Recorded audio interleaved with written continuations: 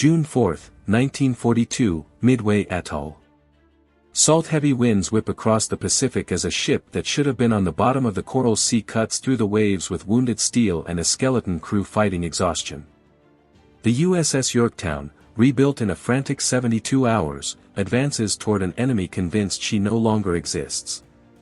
Every groan in her patched hull feels like a countdown, yet she pushes forward, carrying pilots who still smell the smoke from the battle she barely survived. Below deck, weld seams still glow faintly where repair teams worked without pausing to eat, and officers whisper that the Japanese fleet is hunting an American carrier they believe is already dead. The ocean hides the truth for now, but the first enemy scouts are minutes away. What happens next will decide whether Yorktown's resurrection becomes a miracle, or a trap waiting to close around her. Barely a month before the Battle of Midway, the USS Yorktown had limped back to Pearl Harbor trailing smoke and doubt. The damage she carried from the Coral Sea was not cosmetic, it carved through decks, ruptured machinery, and left entire compartments blackened. Engineers expected months of repair, but Admiral Nimitz knew the Pacific would not wait. Japanese forces were preparing a massive push, and the American fleet needed every ship that could float. Yorktown wasn't just needed, she was essential. Pearl Harbor's dry docks still echoed with the memory of December 7 as welders, riggers, and carpenters swarmed over Yorktown's hull. They moved with a collective urgency, each man understanding that time was a weapon. The Japanese believed the carrier lost at Coral Sea. If they held that belief for a little longer, the Americans could exploit it. This wasn't simply a repair job, it was a race to deceive an enemy that prided itself on knowing exactly how many ships its adversaries possessed. In the control rooms, officers pored over intelligence intercepts from Station HYPO. The broken fragments of Japanese communications hinted at a planned strike on a place called AF, which analysts identified as Midway. The Japanese strategy relied on overwhelming ambush, but that strategy assumed the Americans would be too weak to strike back. The absence of Yorktown was one of their core calculations. Restoring her wasn't merely about strengthening the fleet, it was about shattering a prediction. As repair crews worked in relentless shifts, medical officers treated sailors still recovering from the Coral Sea. Some hadn't healed fully, yet refused to leave their posts, insisting that the ship needed familiar hands on deck. They carried scars, burns, and half-healed wounds beneath their uniforms, but none asked for rest. Every blow of a hammer above them signaled the ship's rising heartbeat. The lines between exhaustion and determination blurred, and still the ship transformed faster than experts believed possible. By the second day, the docks felt like a battlefield of machinery. Sparks rained down like falling stars as welders sealed hull plates. Cranes swung damaged aircraft aside while mechanics rushed to prepare replacements.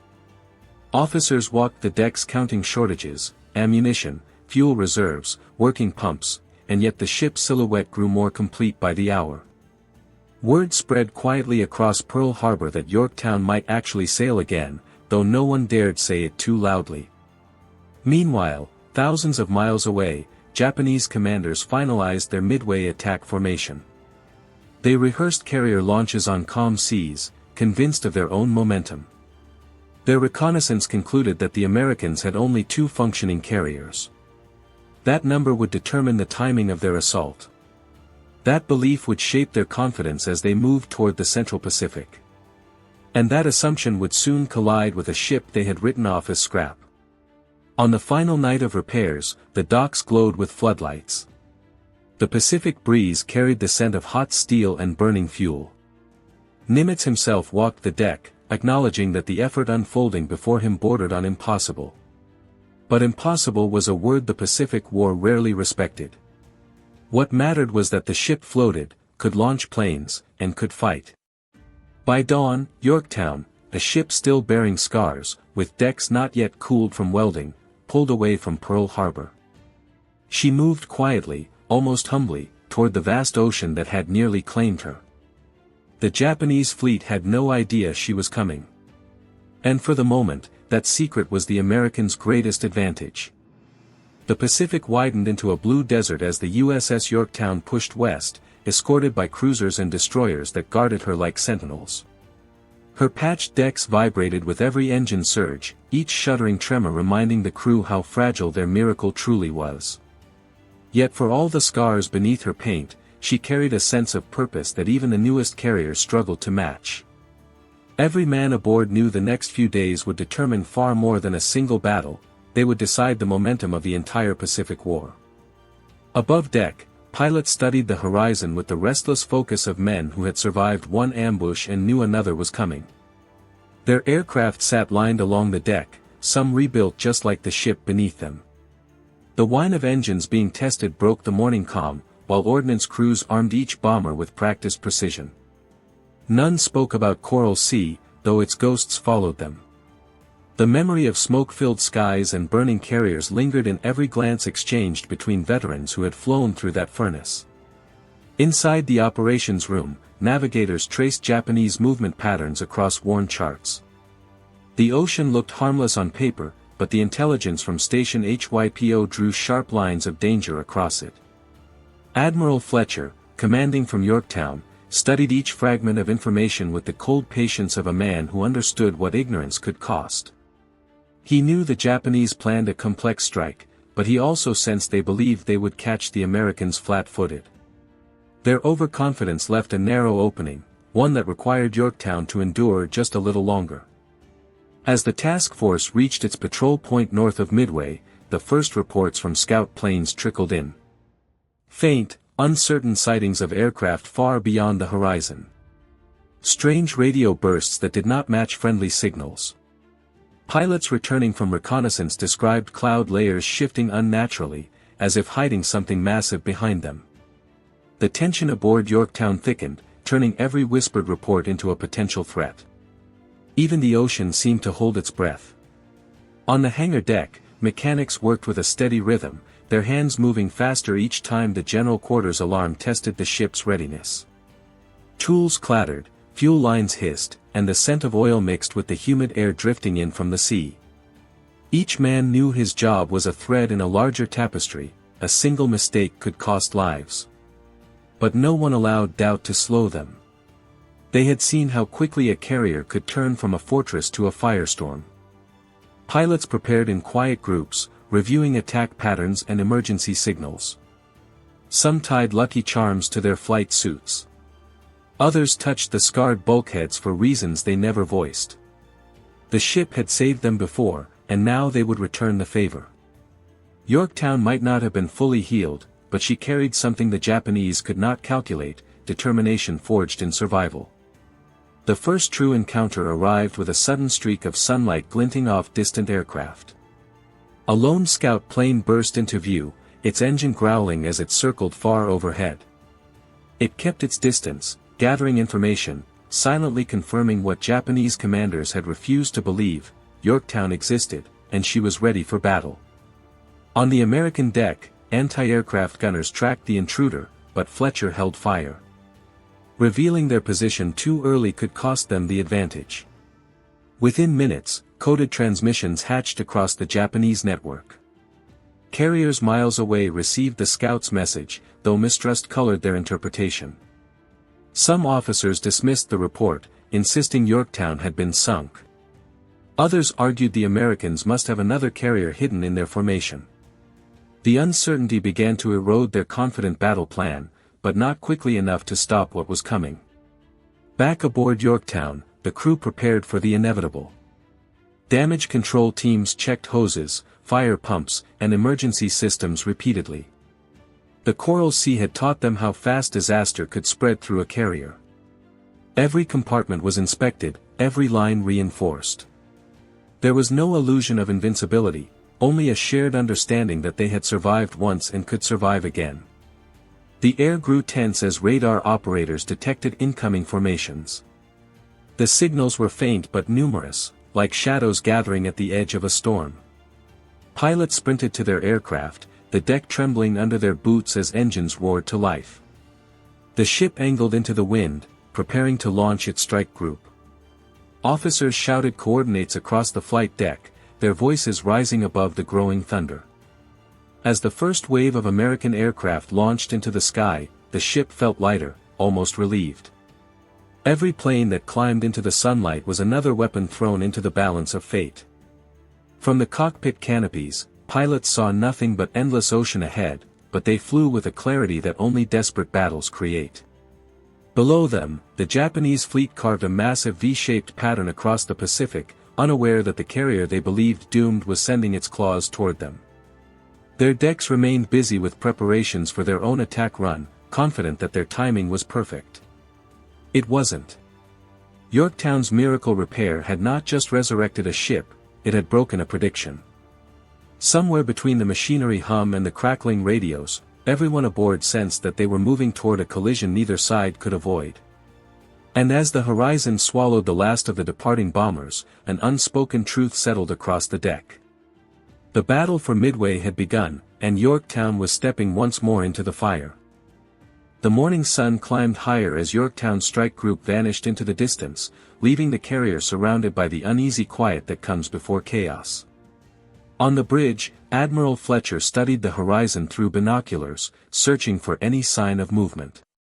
The Pacific looked deceptively peaceful, a glassy field hiding fleets that were drawing ever closer. He knew the Japanese carriers were out there, somewhere beyond the glare, arranging their aircraft for an attack they believed would be decisive. Moments later, a low tremor passed through Yorktown's radar room as a new cluster of signals appeared on the scope. Operators leaned forward, adjusting knobs with steady fingers. The blips grew sharper, tighter, more organized. This wasn't a scout patrol. This was an inbound force, large, disciplined, and closing in fast. Their formation revealed everything: range, speed, and unmistakable intent. The Japanese had made their move. A runner delivered the report to the bridge, and the tension in the air shifted instantly. The crew had expected this moment, but expectation never softened the shock of its arrival. Fletcher issued orders with calm precision, directing the ship to turn into the wind, readying the deck for defensive fighters still circling above. Somewhere in the distance, the strike group was already attacking Japanese carriers. If their timing was perfect, the Americans could cripple the enemy just as the enemy prepared to strike them. Below deck, the message spread through the corridors like a spark. Damage control units raced to stations. Medical teams laid out gauze, scissors, and morphine with mechanical focus. Emergency hatches were secured. Lights flickered as the ship leaned into a sharper turn. Even the engines seemed to brace themselves, humming with renewed intensity. Up above, the fighter squadron assigned to Yorktown tightened its formation, scanning the sky for any glint of incoming aircraft. The ocean breeze carried a rising urgency, the kind that makes every second feel fragile. They knew the Japanese approach would be swift and merciless. They also knew they were outnumbered. Then, without warning, the first faint dots appeared at the edge of the sky. They materialized like distant insects, growing by the heartbeat until their shapes became unmistakable: dive bombers and torpedo planes, each carrying enough firepower to tear open a carrier's heart. The Japanese formation stretched across the horizon with practiced discipline, descending in perfect coordination. Their pilots had been told Yorktown was gone. Their commanders had dismissed the scouts' warning. Yet here she was, rising out of the ocean glare like a ghost that refused to stay dead. As the enemy closed in, a subtle shift rippled through the formation. Confusion. Hesitation. The pilots saw a carrier they recognized, a silhouette they knew from previous battles. Some radioed in disbelief. Others wondered if this was a trap. For a brief moment, doubt disrupted their attack pattern, and that moment was enough for Yorktown's fighters to strike. The first dogfight erupted with violent grace. American Wildcats tore into the Japanese vanguard, weaving between bombers as tracers stitched the sky. Engines screamed. Wings snapped under sudden stress. Smoke trails curled downward as damaged aircraft spiraled into the waves. Yet the Japanese pressed on, their discipline holding even as they took losses. Their mission was too important, their orders too clear. On the deck, anti-aircraft guns opened fire, their barrels shaking as shells burst into black clouds above. The concussion rolled through the ship, rattling every bolt. Gunners tracked targets with relentless focus, creating overlapping walls of flak that turned the sky into a deadly maze. The noise was deafening, steel clashing, guns roaring, aircraft engines howling through the chaos. Through the barrage, the first Japanese dive bombers broke formation and began their descent. Each pilot angled downward with terrifying precision, wings carving into the sky as they aimed squarely for Yorktown's flight deck. The sun reflected off their canopies, turning them into streaking blades of light. Sirens wailed. The ship lurched as helm control adjusted speed and heading. Every man on board braced for impact. The first bomb missed by yards, exploding in a towering spray of seawater that drenched the deck. The second struck closer, sending vibrations deep into the hull. The next dove even harder, dropping its payload with a sharp metallic flash. When the explosion hit, the ship shuddered from bow to stern. The deck rippled under the force, and flames burst upward with violent fury. Smoke spread through the air as damage control teams rushed toward the burning wreckage. They fought through heat and choking fumes, pulling hoses across buckled steel. Pilots trapped in ready rooms hammered on sealed doors, trying to escape collapsing corridors. Officers shouted orders above the roar of fire, directing teams with clear, forceful voices. The repair crews who had rebuilt Yorktown in 72 hours now found themselves fighting to keep her alive once more. But amid the destruction, something else happened, something subtle, yet decisive. Japanese bombers began their withdrawal. One by one, their formations peeled away, smoke trailing behind aircraft riddled by flak and fighter guns. They had struck hard, but not hard enough. The damage was significant, yet Yorktown remained afloat, her engines still driving her forward. In the air, American fighters pursued the retreating enemy, driving them back toward their carriers. The Japanese pilots carried fragments of the truth with them, truth their commanders had refused to consider. The Americans had more carriers than expected. Their repairs had been faster than predicted. Their resilience had been underestimated. Those pilots also carried something else, the exact position of Yorktown.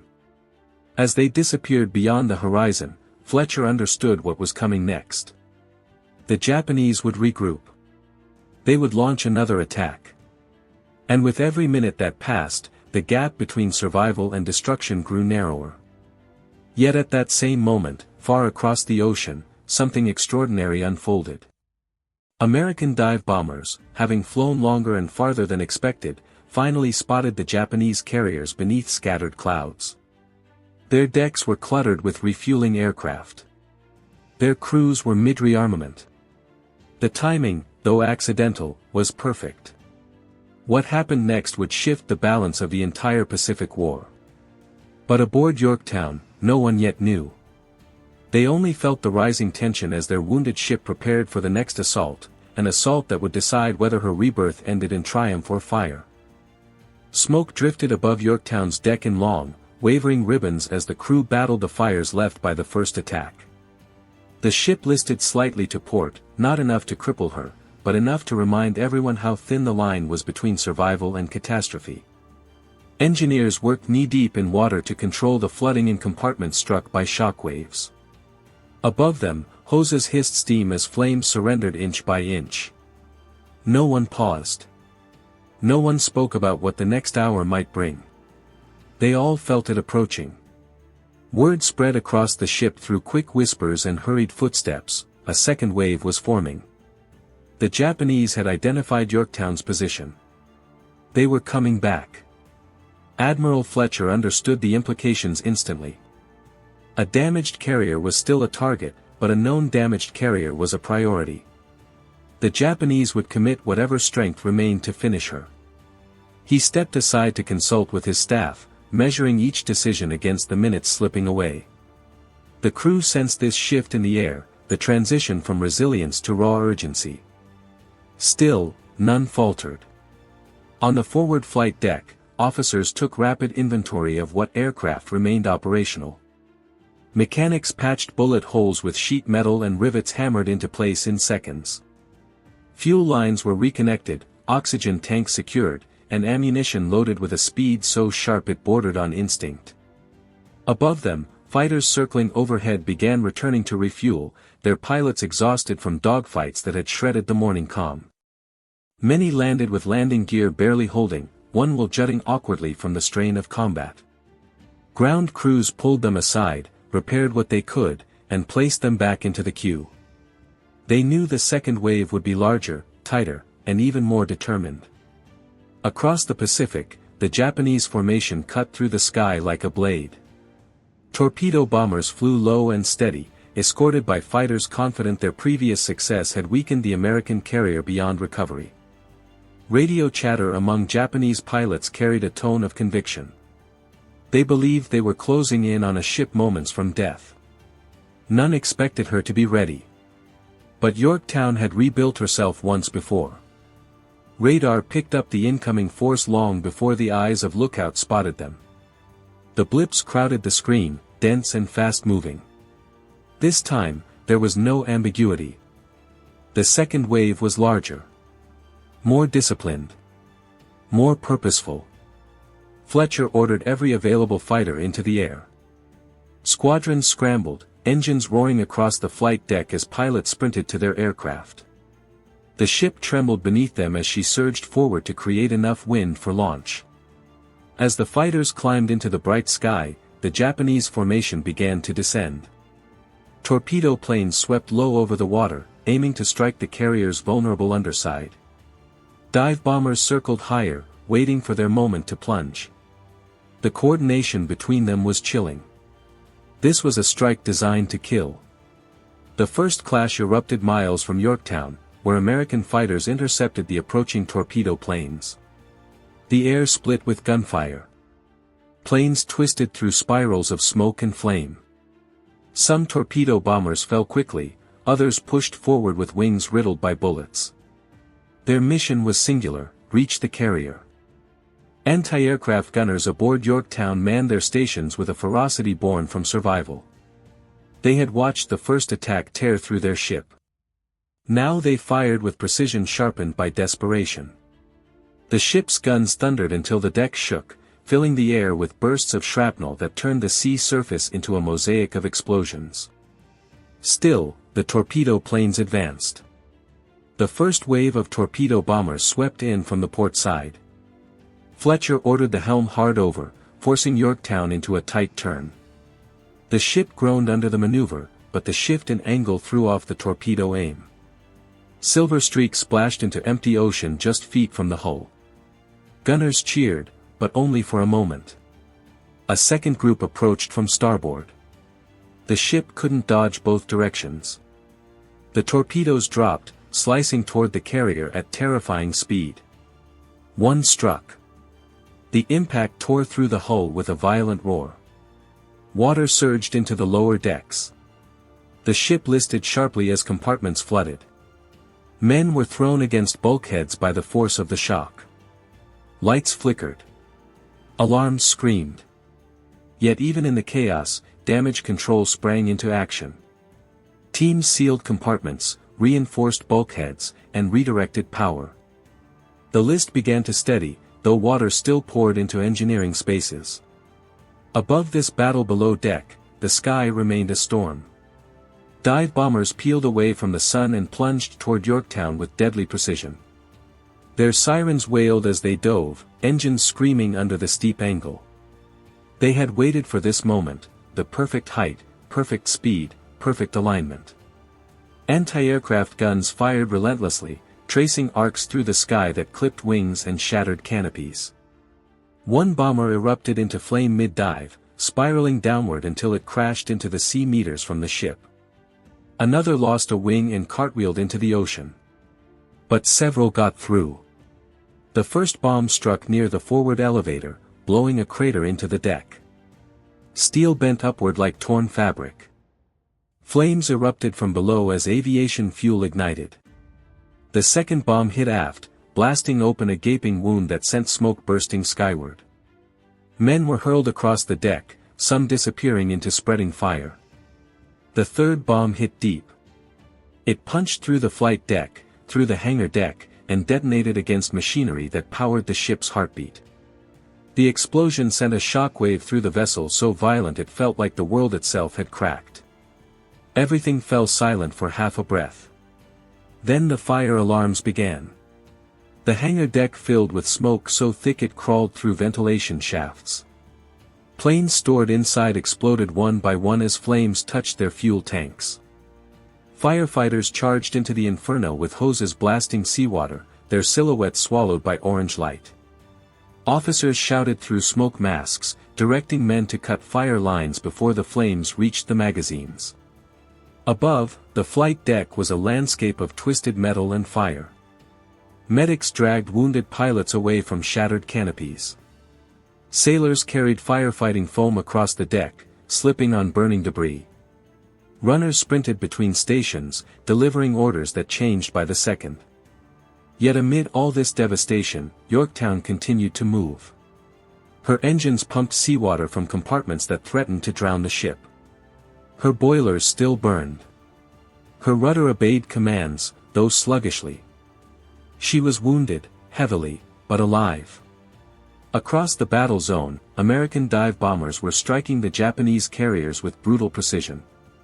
The enemy fleet, once confident in their flawless plan, now reeled under explosive destruction. Clouds of smoke spiraled up from enemy decks, turning the sky darker with each hit. By the time the Japanese second wave began its retreat, Yorktown had suffered damage that would have sunk most carriers outright. But she held. A strange calm followed. Smoke drifted in slow columns. Flames hissed as hoses drowned them. The groan of bending steel replaced the hammering of gunfire.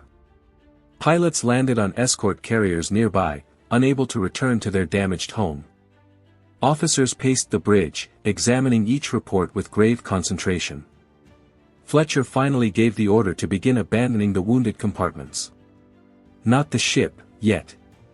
But the message carried the weight of inevitability. Everyone knew the Japanese would send a third wave once they realized Yorktown still floated. And somewhere beyond the fading smoke, an enemy submarine crept through the water, drawn to the crippled ship like a shark sensing blood in the sea. The battle for Yorktown's survival was not over. The most dangerous threat was still approaching. The sky over Yorktown dimmed into a smoky haze as the fires subsided and the roar of battle faded into a ghostly quiet. The ship drifted slowly, her engines weakened but not silent, her hull scarred yet still resisting the ocean's pull. For a brief moment, the crew allowed themselves to breathe. Not relax, never that, but breathe. They had survived 2 full-scale attacks from Japan's finest aviators. The odds had been impossible. Yet Yorktown still floated. Damage control teams moved like shadows through the corridors, checking bulkheads, draining compartments, and stabilizing the list. Their boots splashed through shallow water, illuminated by emergency lamps flickering like dying embers. Each team reported the same truth: the ship was critically wounded, but not beyond saving. Some men dared to speak the word miracle. Others refused to say anything at all, as if acknowledging hope might break it. Above deck, smoke curled from the shattered flight surface in thin, fragile strands. The heat radiating from the twisted steel had softened, leaving a landscape of melted rivets, scorched plating, and smoldering debris. Officers walked carefully around craters that had cleaved through the ship's spine. The forward elevator was ruined. Sections of the deck resembled the aftermath of a volcanic eruption. But beneath their feet, the hull refused to surrender. Meanwhile, American dive bombers returning from the counterstrike brought grim news: 3 Japanese carriers, Akagi, Kaga, and Sōryū, were burning uncontrollably. Their decks, loaded with fuel and armed aircraft, had become infernos. The Japanese strike force, once the pride of the Imperial Navy, had been gutted in a few devastating minutes. Only Hiryu remained capable of launching aircraft. This revelation swept through Yorktown's crew with a hush of disbelief. They had held long enough for the tide to turn. Their battered ship had drawn the fire, absorbed the attacks, and survived just long enough for American aviators to deliver the decisive blow. The very reason the Japanese had targeted Yorktown so relentlessly, her unexpected presence, had become the key to their undoing. But the battle was not finished. Far beneath the surface, the water trembled with the low growl of approaching engines. A Japanese submarine, I-168, had maneuvered into position, guided by reports of Yorktown's crippling damage. Her captain knew the carrier was vulnerable, likely dead in the water or close to it. He also knew that delivering the final strike could restore some balance to a battle rapidly slipping out of Japan's grasp. Above, American destroyers circled Yorktown, sweeping the sea with sonar. Their crews strained to hear the faintest echo of movement. They knew a submarine would come. No Japanese commander would ignore a wounded carrier drifting alone. Every man on those escort ships scanned the waves with quiet dread. Then the pinging of sonar sharpened, an unmistakable return signal. A long, dark shape slid beneath the waves toward the crippled carrier. When I-168 fired its spread of torpedoes, the attack unfolded in seconds. Lookouts aboard Yorktown shouted warnings. Destroyers surged forward to intercept. Depth charges dropped in frantic succession. But the distance was too short, the submarine too well positioned. The first torpedo missed. The second struck a screening destroyer, killing sailors instantly and engulfing the ship in flame. The third and fourth slammed into Yorktown's hull with catastrophic force. The carrier shuddered violently. Bulkheads crumpled. Water surged through the lower decks faster than men could contain it. The ship groaned with a deep, wrenching sound, as though her steel bones had reached their limit. Even then, she did not go quickly. The crew evacuated in controlled waves, sliding down ropes into the churning water. Rafts deployed. Destroyers drew close, pulling survivors aboard. Officers stayed until the last possible moment, performing a final sweep of compartments before abandoning their ship. They touched the scorched bulkheads as they passed, brushing fingers along steel that had saved them more than once. For hours, Yorktown lingered. Her bow dipped, rose, dipped again. She fought the ocean the way she had fought everything else, with resistance born from purpose. But the damage was too great, the flooding too widespread. Slowly, almost reluctantly, she succumbed. On the morning of June 7, the USS Yorktown rolled onto her side. Her hull rose from the water one last time before slipping beneath the Pacific. Crewmen aboard nearby destroyers removed their caps. Some whispered prayers. Others simply watched, unable to look away as the ship that had done the impossible disappeared into the blue. Yet Yorktown's end was not a defeat. Her 72-hour resurrection had altered the course of the Pacific War. She had absorbed the attacks meant to protect the Japanese carriers. She had drawn enemy fire, kept her fighters in the sky, and bought the minutes needed for American dive bombers to find their targets. Historians would later argue that without Yorktown, Midway might have turned out differently. Her loss was a sacrifice that became a turning point. And as her final bubbles reached the surface, the ocean carried with them the quiet legacy of a ship that refused to die until victory had been secured. When the waters settled and the last echoes of battle faded, Midway stood not only as a clash of fleets but as a testament to endurance. The USS Yorktown, reborn in 72 frantic hours, had rewritten the expectations of two navies. She had endured bombs, torpedoes, fire, exhaustion, and the crushing weight of inevitability, and still she held the line until the outcome shifted. Her journey from the Coral Sea's edge of ruin to the decisive moment at Midway became a reminder that wars are not won only through strength, but through resolve that refuses to break. In the months that followed, sailors who had served aboard her spoke of Yorktown not as steel and rivets, but as something living. They recalled the sound of her engines trembling back to life after repair crews worked without sleep. They remembered the way she rose through curtains of smoke while the Japanese believed her gone. They carried with them the memory of her decks trembling under enemy fire yet refusing to collapse. These were not stories of a ship, they were stories of spirit. The Japanese commanders who once dismissed her resurrection later studied her role with quiet respect. Their miscalculation had been costly. They had counted ships, not willpower. They had predicted outcomes, not the fierce unpredictability of men fighting for survival. Yorktown's presence disrupted their strategy, fractured their confidence, and set in motion the chain of events that ended with 3 of their fleet carriers burning in open water. The ship they believed sunk twice had delivered a victory that shaped the rest of the Pacific War. In the broader sweep of history, Yorktown became a symbol of what can be rebuilt, what can be endured, and what can be achieved when time itself becomes an adversary. Her 72-hour restoration has been studied for decades, not only as a feat of engineering, but as a moment when thousands of hands worked with a single understanding, that the fight ahead demanded everything they could give. Their effort created the opportunity on which the battle turned. Today, the ocean rests quietly above her, far from the fire and chaos that once surrounded her final hours. But beneath those waters lies the imprint of a carrier that refused to surrender until her mission was complete. She did not survive the battle she helped win, yet her legacy rises in every account of Midway's triumph. And if the Pacific could speak, its waves would still echo the story of a ship that defied expectation, defied destruction, and proved that 3 days of determination can change the course of a war. Her final lesson endures: even the wounded can turn the tide.